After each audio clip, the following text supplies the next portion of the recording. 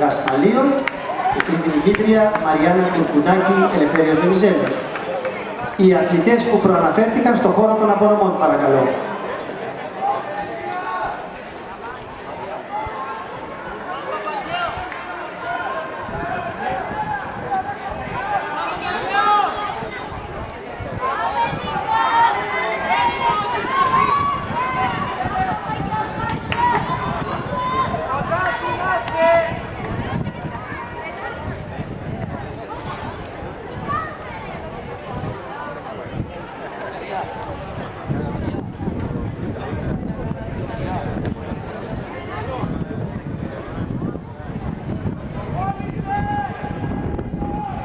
Σε εξέλιξη τα 1000 μέτρα Παμπέδων Α που αγωνίζονται οι αθλητές Παπαϊλιάκης Ελευθέριος Βενιζέλος, Κοζολάκης Ελευθέριος Βενιζέλος, Κριτσοτάκης του Όφη, Πετράκης Κίδων, Σωματιανός Κίδων,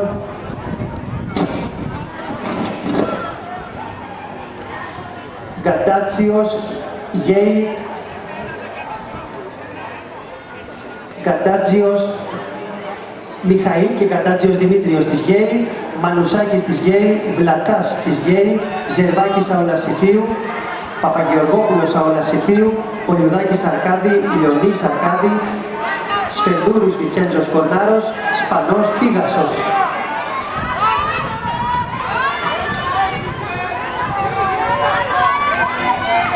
Προηγείται με το νούμερο 97, αφού σήμανε και το καμπανάκι, τελευταία 400 μέτρα, ο Νίκος Παπαγεωργόπουλος, αθλητικός όμιλος Λασιθίου.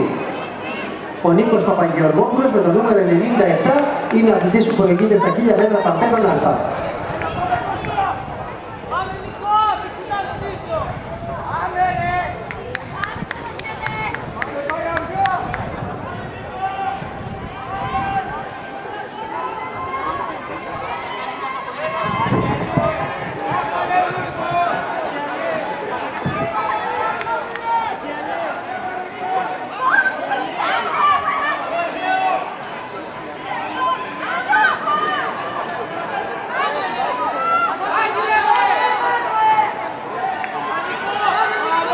Και στην τελική ευθεία ο Νίκος Παπαγεωργόπουλος του αθλητικού ομίλου Λασιθίου.